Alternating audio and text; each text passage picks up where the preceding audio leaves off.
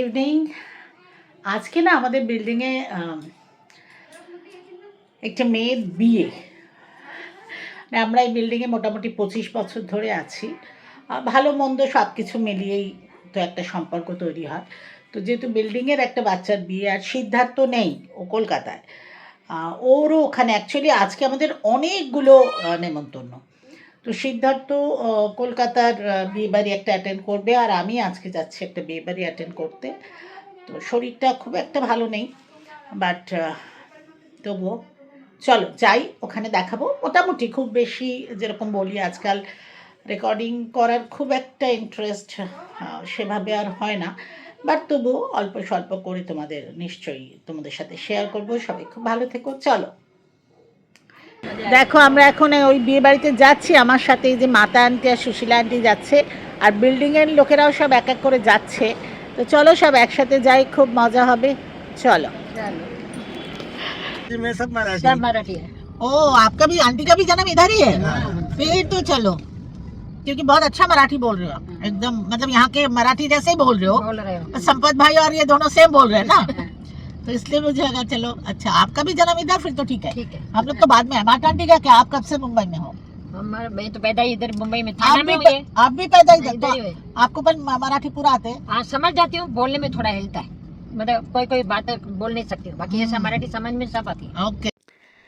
যাই হোক, শেষমেশ এসে পৌঁছলাম। এই যে গ্রাউন্ডটায় আজকে বিয়ে বাড়িতে এসেছি না, এটা অ্যাকচুয়ালি আমাদের বিশাল বড় দুর্গা পুজো হয়। এটা মুম্বাইয়ের একটা বিখ্যাত দুর্গা পুজো।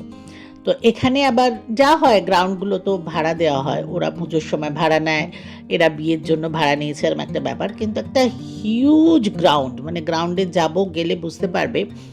বাট এই যেটা বললাম যে এত ট্রাফিক, মানে আমরা পৌঁছাতে পৌঁছাতে প্রায় 1.25 ঘন্টা, মানে 7টার সময় বেরিয়েছি, এখন প্রায় 9টা বাজতে চললো, এসে বিয়ে বাড়ি পৌঁছেছি। আর যেহেতু ড্রাইভার আছে বলে সুবিধে, নালে মুম্বাইতে পার্কিংয়েরও ভীষণ প্রবলেম হয়। তো এনিওয়ে, যাই হোক, দেখো তোমাদের একটু ভেতরটাও দেখাই। আর এইটা মানে এন্ট্রান্সটাও খুব সুন্দর, খুব ভাল লাগছে যেতে।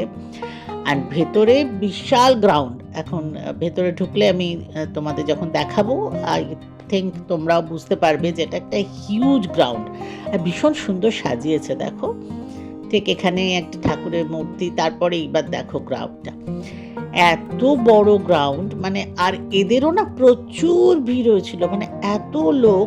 দেখো ওখানে স্টেজ বানিয়েছে যেখানে বিয়ে হচ্ছে। অ্যান্ড পুজোর সময় ঠিক আমার বাঁদিকে, হ্যাঁ বাঁদিকে যেটা এখন দেখা যাচ্ছে, এইখানে অ্যাকচুয়ালি ঠাকুরটা বসে, আর ওইদিকে সব স্টল লাগে। মানে এই মাঠটা এসে আমার বারবার ওই দুর্গাপুজোর কথাই মনে পড়ে যাচ্ছে। আর এদেরও প্রচুর গেস্ট। অ্যাকচুয়ালি এটা ছেলে মেয়ে দুজনে মিলে পার্টিটা হচ্ছে, আর এই স্টেজের ওপরেই দেখো বিয়ে হচ্ছে। বাট স্টেজে যাওয়া মানে ওদের আত্মীয় স্বজনরা বসে আছে, ছেলের বাড়ির লোকজনরা একদিকে বসে আছে, মেয়ের বাড়ির সবাই বসে আছে। তো স্টেজে ওঠার খুব একটা ব্যাপার নেই।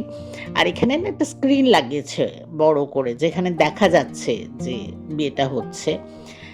অ্যাকচুয়ালি খুব গ্র্যান্ড, মানে খুব ভালো একটা সুন্দর ব্যাপার। আর এই যে ভদ্রলোকে দেখছো, ইনি হচ্ছেন মেয়ের বাবা, মানে আমাদের বিল্ডিংয়ে এরাই থাকে। তো এসে যেহেতু স্টেজে আর উঠলাম না, ওনার সাথেই দেখা করে যে ফর্মালিটিস থাকে সেটাও ওনাকেই করলাম, প্লাস বললাম। কারণ আমি ওনাকে না অ্যাকচুয়ালি বলেছিলাম যে হয়তো আমি আসতে পারবো না, কারণ আমি জানতাম আমি একা আছি। তারপরে যেটা বললাম, শরীরটা খুব একটা ভালো না। কিন্তু ওই যেটা হয় যে বিল্ডিংয়ের বাচ্চা মানে মনে হয় যে নিজেদেরই বাচ্চা, ঠিক আছে চলো। তো আলটিমেটলি এসেছি, তো ওরাও খুব খুশি হয়েছে। আর পিছনে স্ক্রিনে দেখো বিয়েটা দেখা যাচ্ছে। আর এখানেই বসে প্রথমে একটা, এটা শর্টসের মতো, এটা না কালো জামের জুস, এত টেস্টি খেতে লাগলো। মানে আমি প্রথম এটা খেলাম, এই ধরনের জিনিসটা, ওপরে নুন লাগানো আছে, খুব সুন্দর, খুব টেস্টি। বাট যাই হোক, আমাকে তো জানোই একটু বুঝে সুঝে খেতে হয়, মানে এরম কোনো খাবার খেলে আবার প্রবলেম। এই দেখো স্ক্রিনে এখন ক্লোজে দেখা যাচ্ছে মেয়ে জামাই। আর এই 2-একটা স্টার্টার আমরা যেখানে ছিলাম ওখানেই নিয়ে ওরা এসেছিল। আর এখানে না লাইভ মিউজিক হচ্ছে, দেখো স্টেজে বসে ওরা গান গাইছে, আর ওরা গুজরাতি। তো এখানে না পুরো কালচারটা ডেফিনেটলি গুজরাটি কালচার, ইভেন এই গানগুলো যে হচ্ছে সেগুলো গুজরাটি, এগুলো আমাদের বিল্ডিংয়ের বাচ্চারা সবাই, ইভেন যার বিয়ে হচ্ছে তার কাজিন ব্রাদাররাও এখানে রয়েছে। আর তোমাদের এখানে দেখাই ক্যাটারিং, দেখো কত প্লেটস, তাহলে বুঝতে পারছো কত লোক আছে।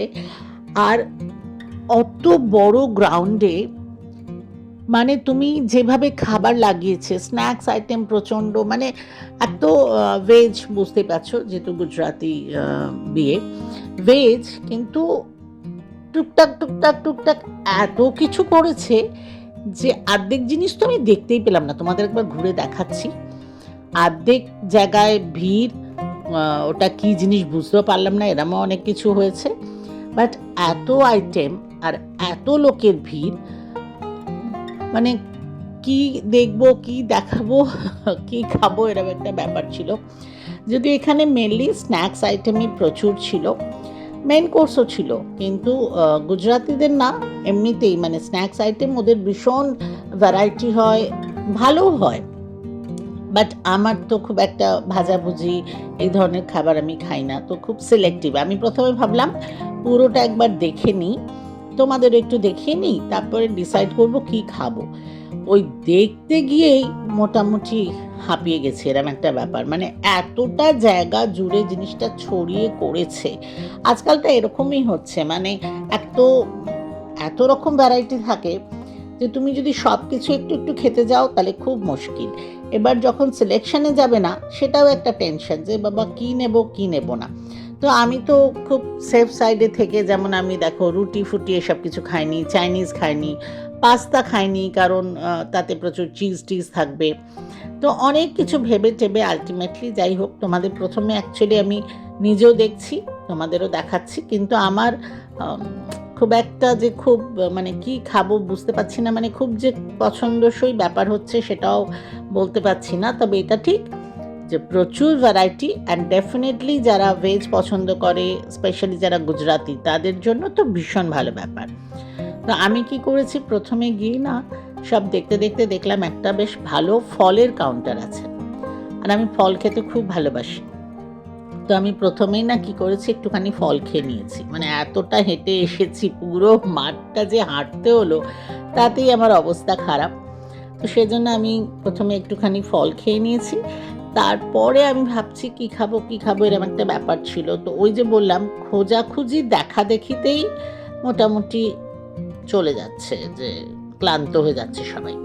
আচ্ছা, এখানে বসার ব্যবস্থা খুব করেছে, কিন্তু লিমিটেড, কিছু টেবিল চেয়ারও রাখা হয়েছিল বসার জন্য। বাট সেটা না এরকম একটা ব্যাপার যে পাওয়া মুশকিল, মানে আগের থেকেই বসে আছে। দেখো এটাই ফলের কাউন্টারটা, তো আমি এখানে একটু, আচ্ছা ফলও আবার রাত্রিবেলা সব রকম ফল তো খাওয়া যায় না।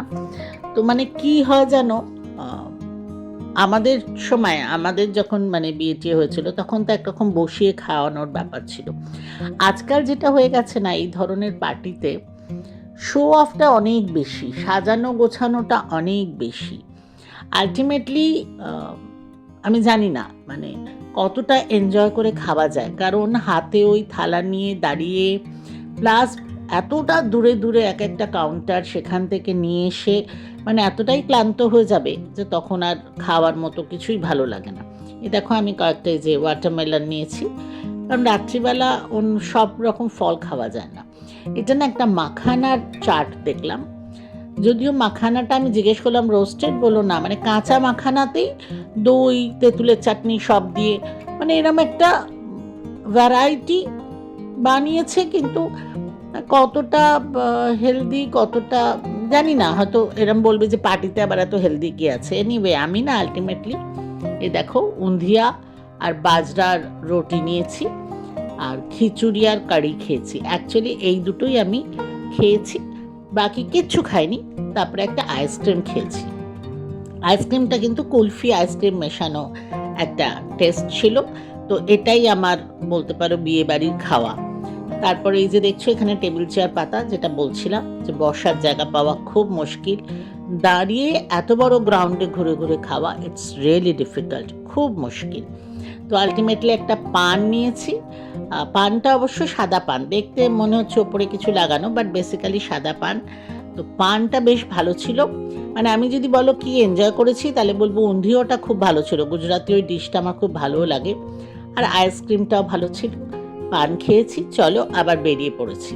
তো এই যাতায়াতটাই একটা বিশাল ব্যাপার। তো মোটামুটি এখন বাড়ির কাছাকাছি এসে গেছি। দেখো পাওয়াই লেক, ভীষণ সুন্দর দেখতে লাগে এই পাওয়াই লেক, আর অন্যদিকে দেখো ওরকম পুরো বাড়ি লাইট দেখা যাচ্ছে। চলো বাড়ি পৌঁছে গেছি। अभी हम लोग शादी से वापस आ गए, बोलिए कैसा लगा? हम लोगों को बहुत अच्छा लगा। पर ट्रैफिक में जो इतना घंटा हम गए और 1 घंटा आए भी, है ना? हाँ। शादी में तो हम शायद 1 घंटा रहे, हाँ। और गाड़ी में हम लोग 3 घंटा रहे। तो हम लोग बातें करते हाँ, पर गाड़ी का जर्नी कैसे रहा वो बताइए। वो बहुत अच्छा लगा, टाइम पास हुआ। नहीं, मुझे भी बहुत अच्छा लगा। मैं अकेली जाती तो बोर हो जाती, आप दोनों साथ में थे तो मुझे भी बहुत, हाँ बहुत अच्छा टाइम पास हुआ हमारा। चलो फिर कभी घूमने चलेंगे हम लोग, ठीक है? ओके चलो, bye bye, good night, good night, thank you. Yes चलिए। দেখো এইমাত্র বাড়ি ফিরলাম, এখন 11টা বেজে গেছে। 7টার সময় বেরিয়েছিলাম, মানে এটাই হচ্ছে মুম্বাইয়ের ট্রাফিক। খুব বেশি দূর না কিন্তু, মানে কিলোমিটার ওয়াইজ কিন্তু বিশাল কিছু দূর নয়। বাট যখন বেরিয়েছি 7টা, ডেফিনেটলি আজ ফ্রাইডে তো অফিস টাইম, ট্রাফিক মানে পৌঁছতে আমাদের লেগে গেছে প্রায় 1.25 ঘন্টা, আবার ফেরার সময় 1.25 ঘন্টা। মানে আমরা 4 ঘন্টা ধরে যে গেলাম তার মাত্র 1 ঘন্টাই বিয়ে বাড়িতে ছিলাম, বাকিটা যাতায়াতেই হয়ে গেছে। সো বাট বেশ ভালো লাগলো, আশা করি তোমাদেরও ভালো লেগেছে। মেন যেটা বললাম যে বিল্ডিংয়েরই একটা বাচ্চার বিয়ে, তো ন্যাচারালি মনে হয় যে যাই। নর্মালি পাওয়াইয়ের মধ্যেই হয় পাওয়াইয়ের লোকেদের, বাট এটা একটু দূরে ছিল। বাট যেটা বললাম কিলোমিটার ওয়াইজ খুব দূর নয়, বা ট্রাফিকের জন্য মাথা খারাপ। যাই হোক, আর আমি যেহেতু একাই যাচ্ছিলাম, আন্টিরা পাশের বিল্ডিংয়েই থাকে, তো ওরাও একটা কারোর সঙ্গে যেতে চাইছিল, খবর পেলাম, আমি বললাম ঠিক আছে চলো আমার সাথে আমি নিয়ে যাই। তো ভালোই হলো ওরা থাকাতে, বেশ গল্প করে সময়টাও কেটে গেল। চলো এবার ফ্রেশ হয়ে যাই, রেস্টেরও দরকার। আর আবার কাল সকাল থেকে যেরকম হয় ক্লাস সব ব্যস্ততা। সবাই খুব ভালো থেকো, খুব তাড়াতাড়ি দেখা হবে, বাই।